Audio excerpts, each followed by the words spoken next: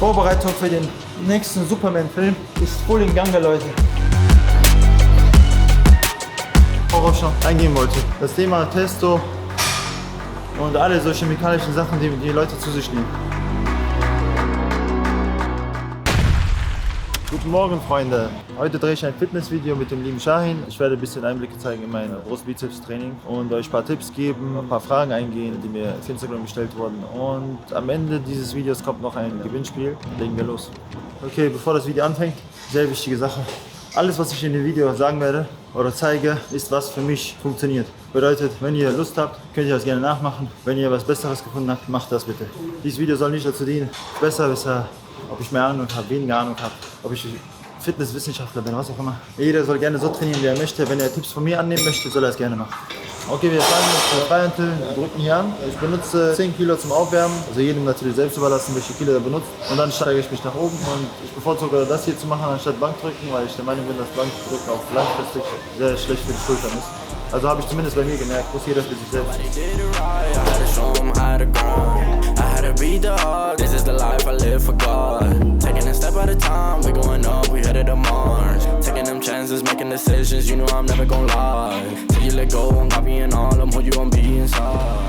Was Wiederholung angeht, viele haben mich nach Wiederholungssätzen gefragt.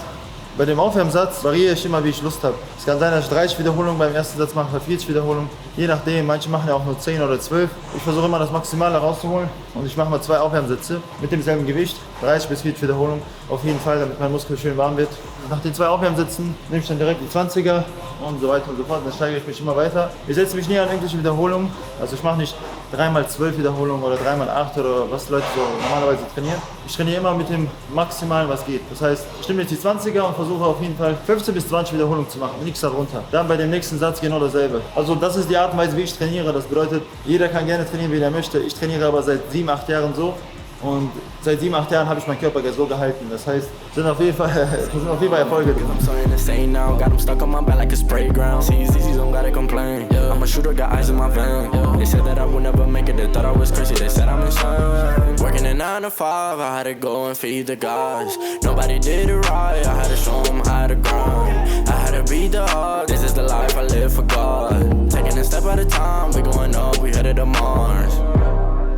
Jemand hat mich gefragt, ob ich mit einem Partner trainiere oder alleine trainiere. Das ist eine sehr, sehr wichtige Sache. Seitdem ich trainiere, also Fitness mache, sind ungefähr 8 Jahre jetzt, habe ich noch nie mit einem Partner trainiert. Und wenn es noch mal kurzfristig gewesen ist, habe ich nur daraus gelernt, dass es keinen Sinn macht. Weil, ihr müsst euch so vorstellen, ihr seid immer abhängig von jemandem. Wenn er nicht geht, geht ihr nicht. Wenn ihr nicht geht, geht er nicht. Da muss jeder für sich selbst gucken, ob man einen zuverlässigen Menschen hat. Meistens ist es so, dass man sich an eine Person gewöhnt und danach auch nicht mehr schafft, immer alleine zu gehen. Deshalb auch fürs Leben mitnehmen, immer seine Sachen alleine durchziehen. Wenn jemand mit möchte, kann er gerne mit. Aber grundsätzlich nicht darauf verlassen, dass irgendjemand mit euch kommt, sondern macht euer Ding alleine und zieht einfach durch. So passt, ne? Wie man anders in einem T-Shirt aussieht. Und dann, wenn das T-Shirt gleich ausgezogen ist, wie gerade. Was ein Unterschied. Ja, Mann. Natürlich immer wichtig, dass man Google Maps dabei hat, damit man halt immer die Wege kennt, wo man hin muss. Ne? So, der nächste Satz mache ich mit 30er. Dasselbe Prinzip, maximale Wiederholung, die es geht. Das heißt keine 12, also auf jeden Fall über 15. Es ist egal, wie viel ihr macht, Hauptsache es ist das Maximum, was ihr rausholt. Natürlich müsst ihr nicht mit 30er machen, jeder passt das sein Maximum an sich an und holt immer das Maximum aus jeder Wiederholung raus. Das heißt, wenn deine Muskeln nicht gereizt sind, wachsen die nicht. Das heißt, du machst 12 Wiederholungen, aber du spürst gar nichts. Oder du spürst minimal was und genau wo es schmerzt, hörst du auf. Du musst aber alles rausholen, was geht. Alles, maximal. Das soll so brennen, dass du am liebsten deine Arme abschneiden würdest. Alright, let's go.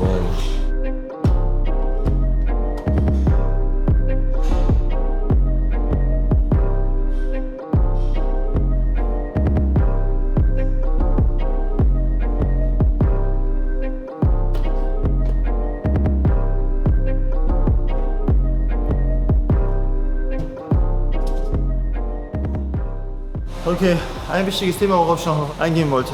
Das Thema Testo und alle so chemikalischen Sachen, die die Leute zu sich nehmen. Vor allem Kinder oder Jugendliche, die irgendwelche Sachen spritzen. Da ist Testo und viele andere Sachen. Wenn ihr von 18 bis 25 seid oder ein bisschen drüber sogar, ist der Testosteronspiegel auf dem höchsten Level. Was bedeutet, wenn ihr euch Testo spritzt oder zu einem Arzt gehen würdet, würde er euch nicht empfehlen, sowas zu nehmen. Weil ihr ja schon auf dem höchsten Level seid. Die meisten Menschen denken, die nehmen irgendeine Spritze und dadurch, dass irgendwelche Muskeln dann wachsen werden. Das Einzige, was du kriegst, ist wahrscheinlich am Ende Haarausfall, tausend andere Nebenwirkungen, also und keine Kinder wahrscheinlich nicht kriegen könntest.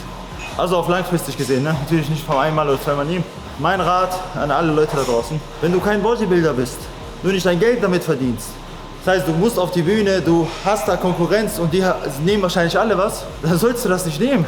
Wenn du aus Spaß Fitness machst, dann sollte das Spaß machen und du solltest dein Potenzial ausschöpfen und nicht irgendwelche Sachen nehmen, die du am Ende sowieso nicht durchziehst und dann wieder bei Null landest und dann ein bisschen in Depression verfallen, weil du immer wieder denken wirst, dass du das brauchst, aber brauchst du gar nicht. Meine Empfehlung nochmal, du bist kein Bodybuilder, kein Testo. Du willst Spaß Fitness machen, dann mach's einfach und zieh durch und du wirst dieselben Ergebnisse haben, wie als ob du Testo genommen hättest, weil du weißt ja gar nicht, wo dein Potenzial liegt. Und du nimmst irgendwelche Sachen, bevor du dein Potenzial ausschöpfst. Nix, niemals nehmen und vor allem dann die Jugendlichen.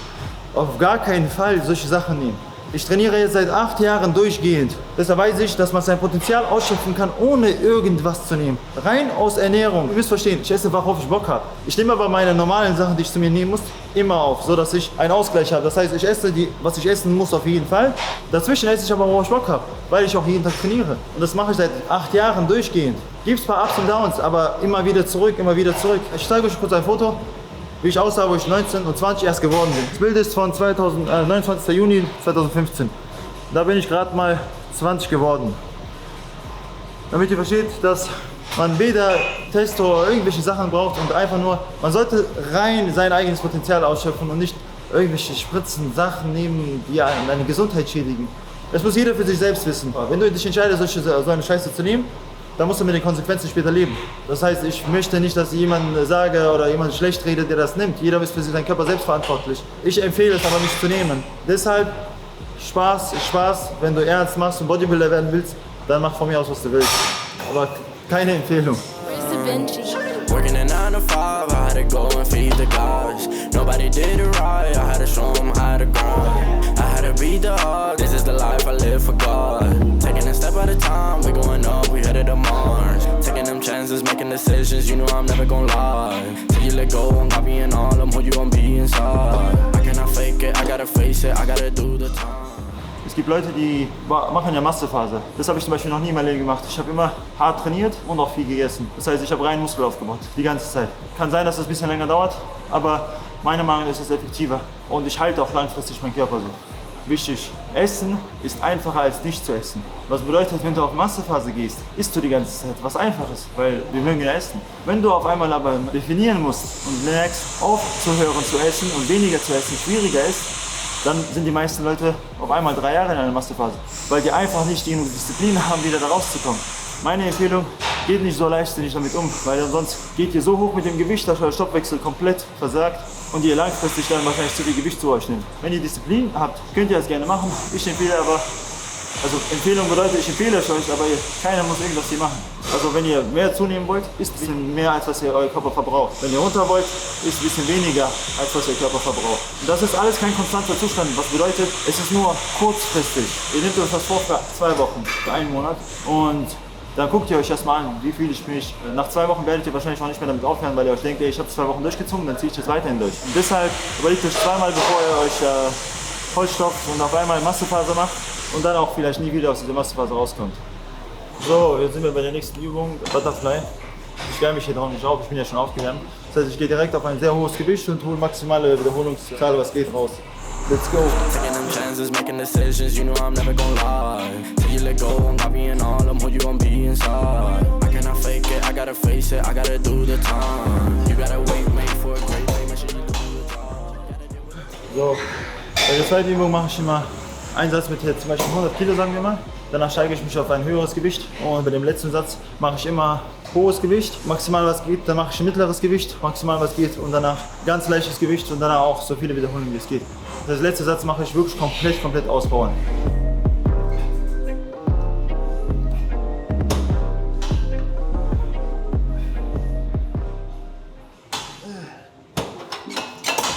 Okay, jemand hat mich gefragt, was für einen Tipp ich ihm geben würde für Brustformen oder definieren. Weil viele Leute machen einfach Fitness ja richtig kompliziert. Wenn ich also nicht irgendjemand anderes, persönlich meine Brust mehr Formen oder mehr Definition haben wollen würde, wie ich am Anfang gesagt habe, ich hole immer maximale Wiederholungsansätze raus. Trainiert nicht mit 3x8, 3x12 und so weiter und so fort. Macht jeden Satz maximal wiederholen, was geht. Natürlich muss die Ernährung dazu anpassen, wenn du jetzt zum Beispiel 50 Kilo wiegst und du willst auf 70 gehen, machst maximale Wiederholungssätze, ist aber nicht genug, dann wird daraus nichts. Zu der Zeit, als ich 19 und 20 war und zunehmen wollte, ich war sehr, sehr dünn gewesen. Warte, ich glaube, ich habe sogar ein Foto. Weil Leute denken sich, man hat Muskeln beim Schlafen aufgebaut. Warte, hier. So dünn war ich da gewesen. Wie alt warst du da? Da war ich 17, glaube ich. Oh, krass. Da wog ich, keine Ahnung, da wog ich kaum irgendwas.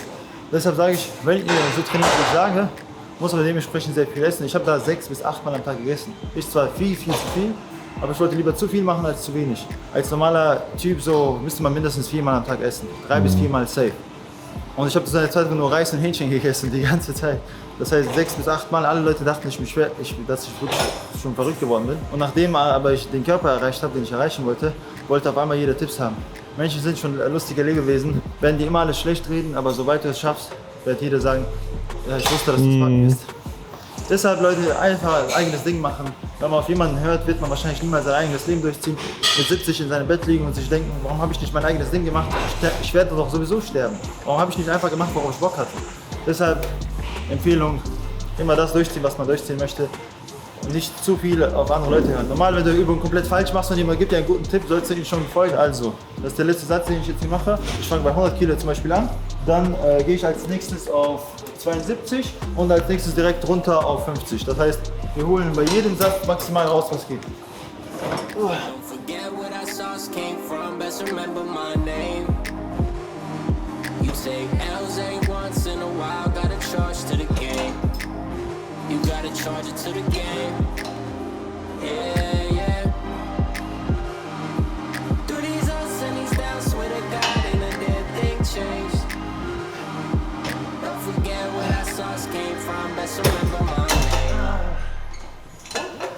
I'm just trying to make my Wenn eure Schultern und eure Brust so brennt, dass ihr euch am liebsten selbst eine Faust geben würdet, dann macht ihr alles richtig.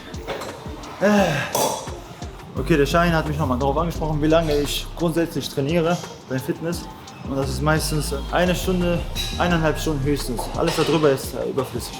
Wenn du weniger Zeit am Handy verbringst, weniger Zeit mit irgendwelchen Gesprächen hier im Fitnessstudio, dann wirst du wahrscheinlich vernünftig mit deinem Training fertig und wirst nicht ganz kalt und warm.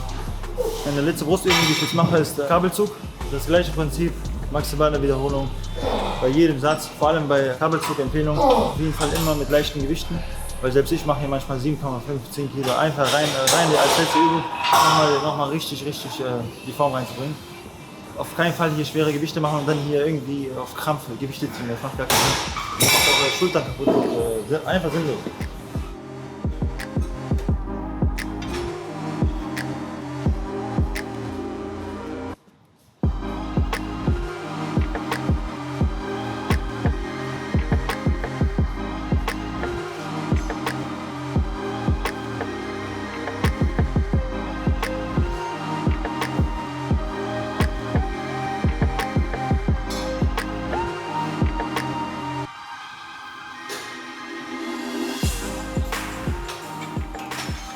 Einzige Sache, auf die ich ein bisschen achte, wenn ich diese Übung mache, wenn ich die Kabel nach hinten ziehe, nicht zu weit nach hinten, dass ihr eure Schulter überzieht, weil dann passiert nichts, außer dass ihr eure Schulter verletzt. Und das meiste geht dann auf die Schulter und nicht auf eure Brust. Deshalb, wenn ihr nach hinten geht, nicht zu sehr, sondern einfach ziehen, bis hierhin ungefähr und wieder zurück und nicht die Schulter komplett nach hinten mit den ganzen Kabeln nach hinten.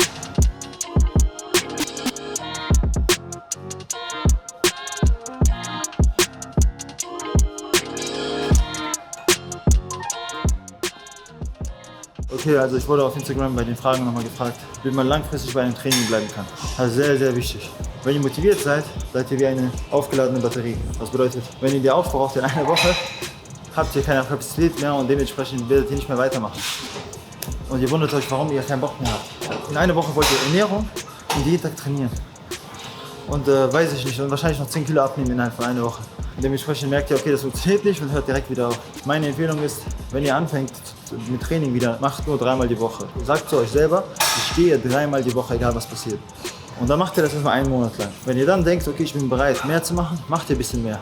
Dann könnt ihr auch euch sagen, okay, ich fange jetzt langsam mit der Ernährung an und lasse vielleicht süßes Getränk weg erstmal. Das heißt, ich geht nicht mit all in, ihr sagt, steigert euch langsam rein, weil alles auf einmal werdet ihr sofort sein lassen, sobald irgendwelche Schicksalsschläge euch treffen, in der Familie zum Beispiel, und euch schlecht geht, ihr werdet sofort alles hinschmeißen. Deshalb macht lieber das mit der Dosis, steigert euch, anstatt all in und dann wieder bei Null zu sein. Okay, wir machen den letzten Satz jetzt beim Kabelzug. Wichtig, da wurden sehr viele Fragen gestellt, aber in einem Video alles zu beantworten ist viel zu viel, denke ich. Nächste Woche nehme ich dann mein Rückentraining zum Beispiel auf und dann beantworte ich auch ein paar Fragen da. Ansonsten, ja, dann geht's gleich zum Bizeps weiter. We don't ever trip. We were made for this. We were made for this. We were made for this.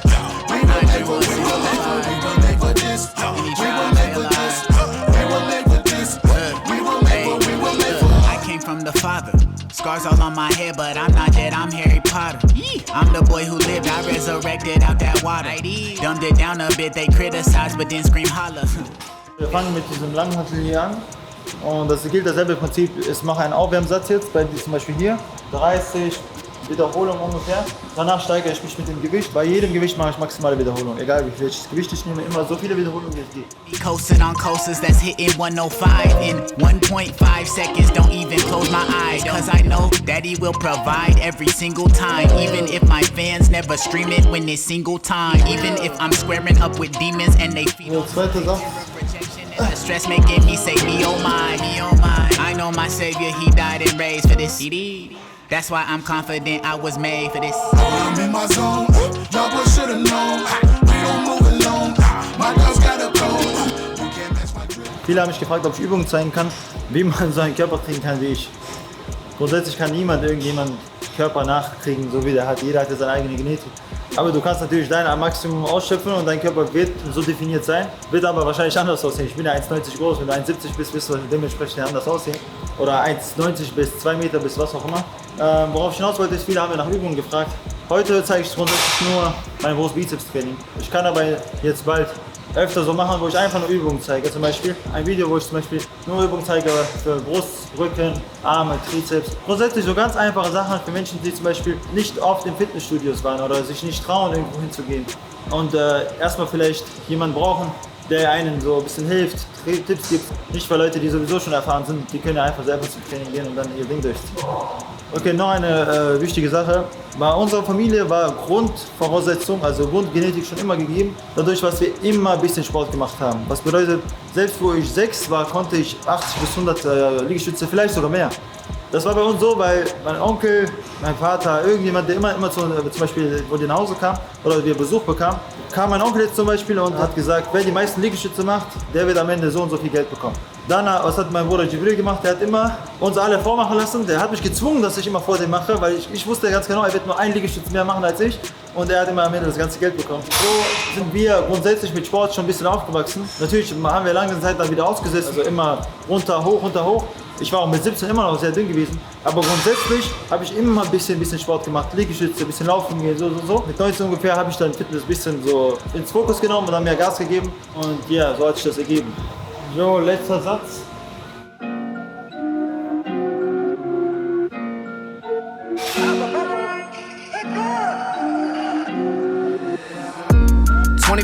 Hours in a day, what the fuck you gonna say? Pick a lane, man, you gotta choose one. It's what they used to tell me every day. Caught a few along the way, don't be afraid if you gotta lose one. I'm trying to take it higher, the boy is on fire. You preaching to the choir, you know that. Google Maps ist aktiviert auf jeden Fall. Zweite Übung, Freihantel. Bizeps immer beim Sitzen, ich mache das nie beim Stehen, weil beim Stehen zu viele Möglichkeiten hat, zu wackeln, das. Und man sitzt einfach Rücken anlehnen, richtig gerade machen und dann beim Sitzen den Bizeps rollen lassen. Wichtig, Leute, nicht diese Flasche, sondern was der Inhalt ist. Da steht cool Water drauf, ihr macht aber immer Coca-Cola da rein. Und Leute denken, dass ihr Wasser trinkt. Okay, das ist nur Spaß, nicht, dass es irgendjemand ernst nimmt. Selbe Prinzip wie immer, maximale Wiederholung.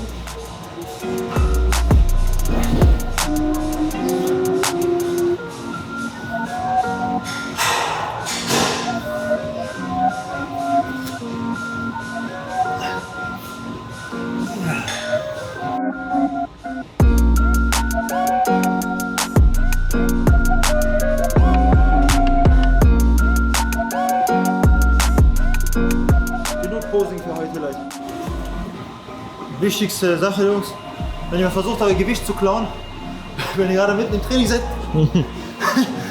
damit ihr die einfachen Kombos drauf habt und jemand direkt erledigen könnt. Das ist natürlich nur Spaß. Wenn jemand euer Gewicht wegnimmt, bedankt ihr euch bei dem, dass er euer Gewicht geklaut hat. Ihr sagt Danke, gebt ihm die Hand und dann geht ihr nach Hause. Richtig rein? Ich höre gerade so Grillen zirpen. Die Verwirrung ist verwirrt auf jeden Fall. Ich frage mich echt, wie ich aussehen würde, wenn ich so 95 wiegen würde, aber auf diese Definition weiß ich Wie viel nicht. wiegst du? Ich bin 1,89 groß und wiege 82 Kilo ungefähr. They hate when you elevate. They stacking up losses, I'm handing them out, yeah, I had to go delegate. It feel like I'm floating, I'm lost in the moment, I swear I could levitate. They never believed that I would really fly, I had to go demonstrate. I had to set them straight. They hate when you elevate, elevate, elevate. They hate when you elevate, elevate, elevate. Yeah. They hate when you elevate, elevate, elevate. Letzter Satz mache ich bei Freihanteln immer bei Bizeps. Gleiches Gewicht, sagen wir mal 10-10 und dann bis nichts mehr geht. Dann mache ich oben noch eine letzte Übung für Bizeps und dann war es das auch für heute. Vorbereitung für den nächsten Superman-Film ist voll in Gange, Leute. No bet like we trapped in the matrix. Bet on myself and go ball out in Vegas. Living a life like I'm rich and I'm famous. Don't see the grind that I know that it came with. Oh, I ain't make it this far for myself. Yeah. I had to prove to everybody else.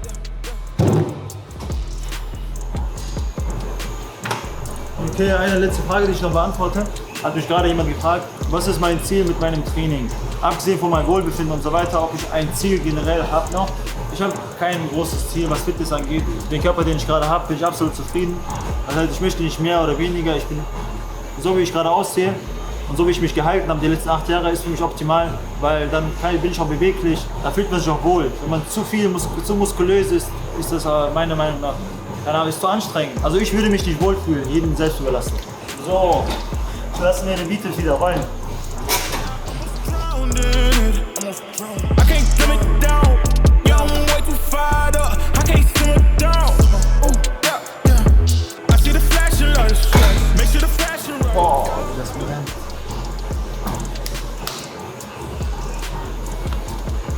Also ich muss sagen, einer der geilsten Gefühle, die es gibt, wenn man einen richtig krassen Pump hat und die Ader so richtig rauskommt. Bestes Gefühl. Eigentlich, wenn man in die Stadt geht, wenn man spazieren geht, immer den 20er dabei haben. Und dann geht man am besten immer damit in der Stadt spazieren. Ich glaube, dann baut man am schnellsten Muskeln.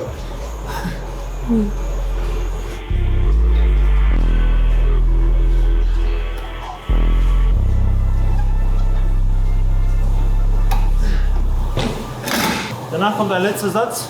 Dropset heißt das, glaube ich, wenn man immer die Gewichte drunter macht. Das heißt, ich fange jetzt mit dem Gewicht hier an und ich mache noch irgendwas drauf und dann mache ich so viele wie ich kann und mache immer ein Zehner weg, ein Zehner weg, ein Zehner, bis da nur noch ein Zehner drauf ist und dann halt so viele Wiederholungen wie es geht, also maximal nochmal den ganzen Reiz rausholen, was geht und dann sind wir fertig für heute.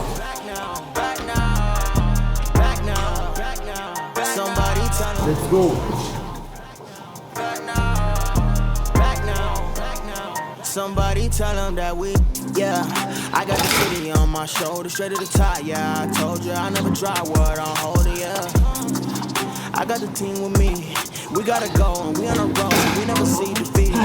Yeah, I still shine. World's dark and I still stride even when it gets harder. We stayed steady since the day that we started. No, we ain't stopping. I know we got it. Look, we back now. It's been a minute for this on the gas now. Ain't no limits, I swear I can never cap out. Yeah, they don't let me loose, I'ma act out.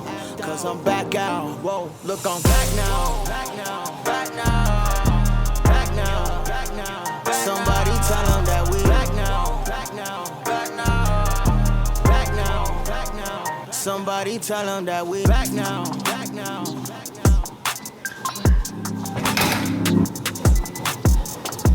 Fix und fertig. Okay, nochmal zum Gewinnspiel, was ich am Anfang des Videos erwähnt habe. Jeweils 3 Personen können ein Training mit mir gewinnen. Was ihr dafür tun müsst, ist einfach einen Kommentar unter dem Video da lassen. Entweder warum ihr das Training mit mir haben wollt oder ein cooles Zitat. Bei Zufall werden dann 3 Leute auch rausgesucht. Ihr müsst nicht aus Düsseldorf sein, aber das Training wird in Düsseldorf stattfinden. Das heißt, selbst wenn ihr von außerhalb seid, könnt ihr gerne nach Düsseldorf kommen. Ich werde euch abholen und wir können zusammen zum Training. Wenn ihr die Chance erhöhen wollt, beim Training dabei zu sein, teilt ihr das Video auf eurer Instagram-Story und markiert mich da drauf. Bis zum nächsten Video.